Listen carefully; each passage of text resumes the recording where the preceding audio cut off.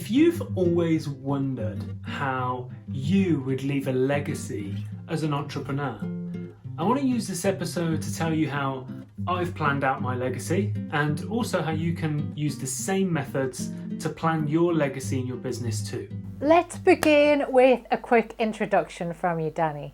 I have been in business in total for probably nearly 10 years, but as Danny & Co. in this business, we're pretty much a baby. This business was started in August 2019 and has grown beyond what I would have imagined since then.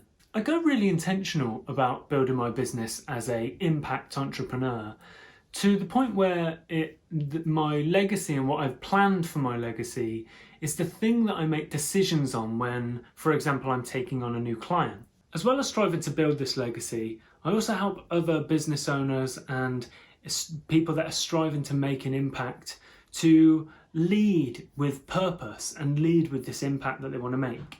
I am the creator of the Brand Confidence Advantage program, which helps business owners get clarity in their mission, consistency in their message, and add a little bit of predictability to their business in the process. It really helps them work in an autonomous way to work through that process of building the real foundations to what will become their brand. I am just building my own YouTube channel.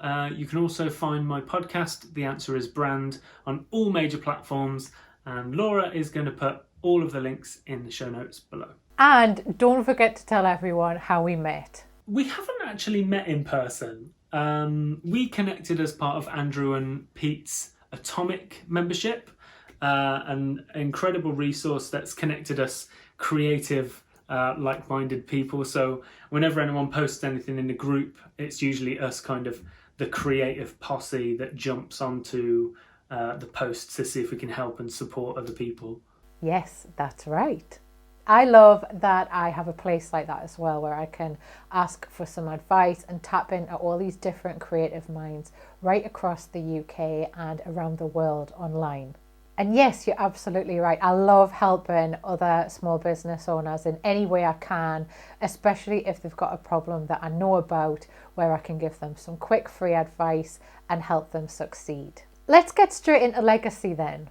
Can you introduce us to the notion of what it means to leave a legacy as an entrepreneur? Why is this important to you? And are there any common misconceptions about this? If you believe that we are put on this earth to leave it a better place than when we found it, that has to be your legacy. And if you can't find that kind of purpose or legacy, you have to make it your purpose to find it, to go and discover it, and to be in constant pursuit of it. Because not everyone can be clear on why they're here and their purpose, but you can be really intentional about finding it. Legacy is important to me because it's how people remember us once we're gone. A common misconception for entrepreneurs is that legacy means you're basically building a business that you can then pass to your kids. But that can feel quite limiting if you haven't got children or you're not a parent, and so it's clear that you already know that your kids are never going to be interested in your passion. And before we go any deeper, why don't you introduce the cocktail that you've selected to accompany your correspondence with us today? Today I've mixed a Disaronno Sour, which I'm pretty sure is an anagram for dinosaur. For this you'll need Disaronno, fresh lemon juice, sugar syrup, Mrs. Better's Bitters Miraculous Foamer, a cocktail shaker, ice, fresh orange slices, and a cocktail sip straw. To mix it, you just add 50ml of Disaronno to your iced shaker, then add in 25ml of fresh lemon juice, add in 15ml of sugar syrup, add in just a quarter of a pipette of the bitters. Then you need to give it a really good 12-second shake. And then serve it up in a rocks glass with your orange garnish and sip straw. A delicious pick this time. We actually got this recipe from Steve the Barman, and he has a really cool YouTube channel that you should go and check out. We'll put a link to that below in the show notes for you. I do love drinking a Disaronno Sour. It's like, I used to love sour sweets as a kid, so that's probably why I like it. So I actually go light on the sugar in this and heavy on the lemon juice, just to kind of give me ulcers or whatever. If you get an ulcer, you know you've done it right. What is notably great about this particular cocktail is it has that frothy effect that is synonymous with any sour recipe when it comes to cocktails, but there's no raw egg in it.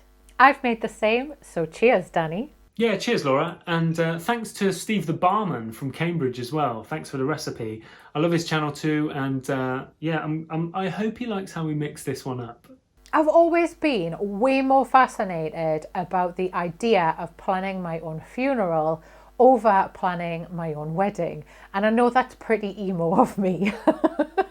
I first began making the connection between this weird little emo fascination of mine and what it means to leave a legacy as a business owner when I was consuming an awful lot of Gary Vee's content about 4 or 5 years ago. At that time, this was something that he was talking about a lot in his content, and it really helped me to come up with my own brand values. From that, I was able to start beginning to visualize how I might go about leaving a legacy as an entrepreneur. As you know, I am hugely passionate about feminist issues, and this is something that I've honestly struggled with when it comes to how I build my own brand. For me, a lot of it is about trying to find proactive ways to infuse this into what I do as a business owner.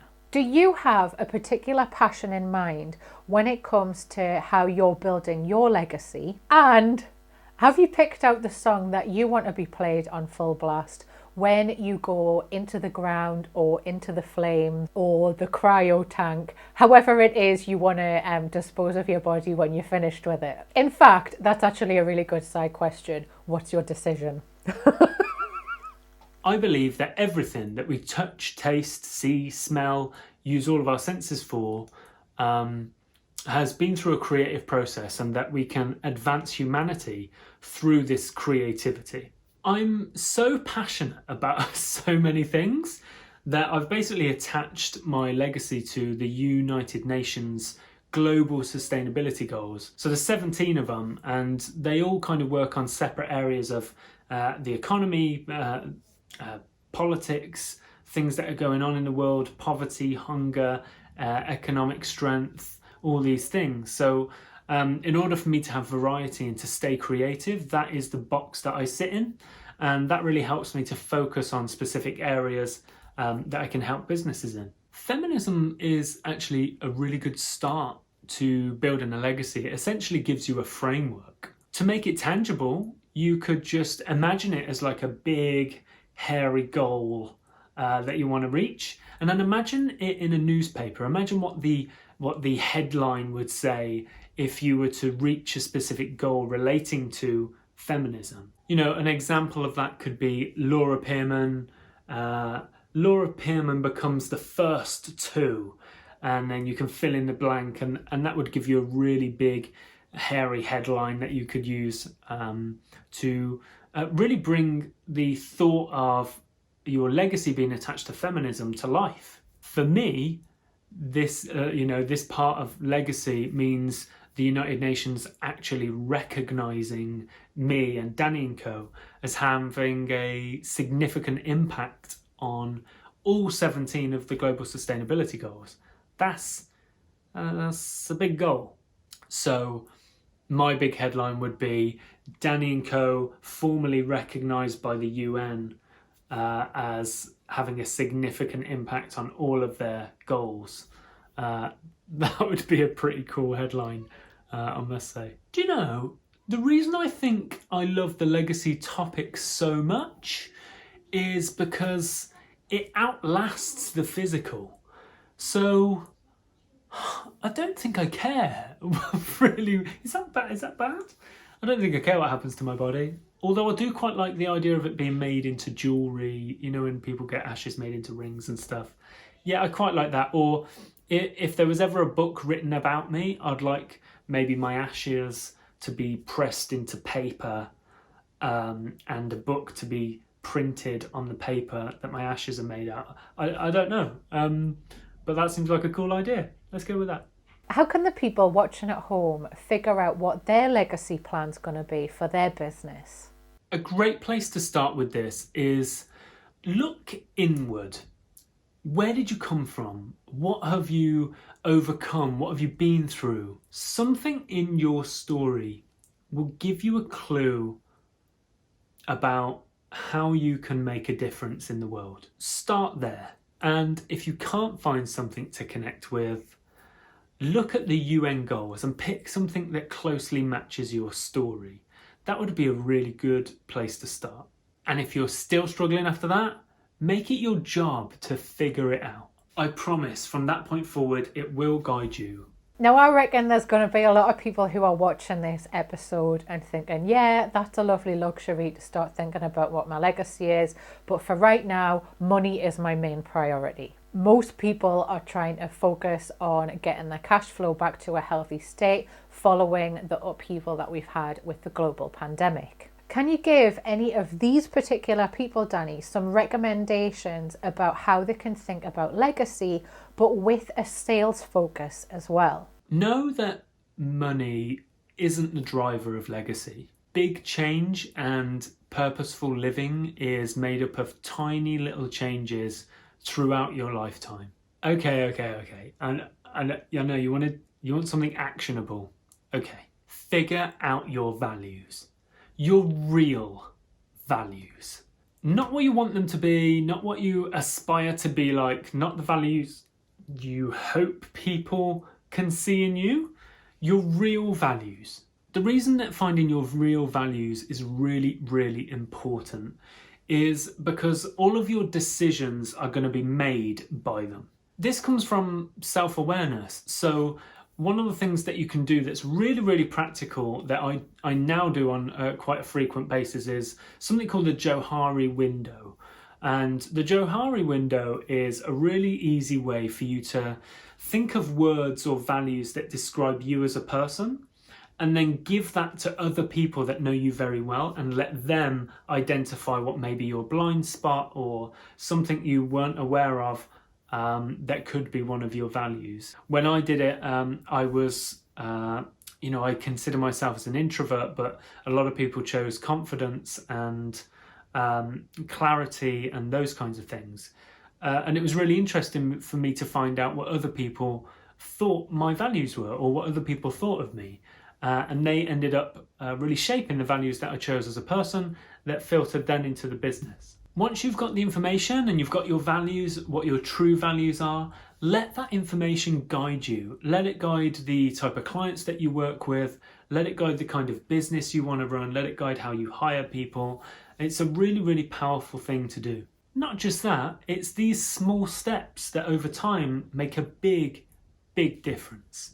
And what about if this whole notion of legacy is feeling a little bit esoteric to people who are watching at home? Is this something that you can help people out with in a one-to-one way? Sure. I could tell you about the Brand Confidence program, but honestly, the best place to start is with the Brand Confidence Scorecard.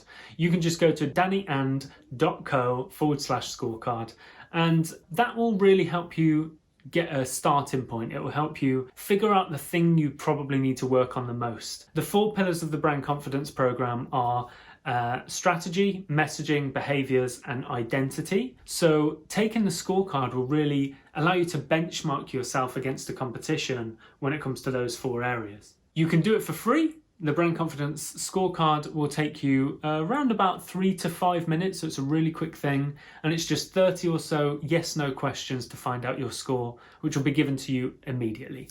I've actually completed this program myself, and I am happy to go on the record to officially recommend it to anybody at different levels of skill when it comes to branding. I've been your host, Laura Pearman. And I've been your cocktail correspondent, Danny Matthews.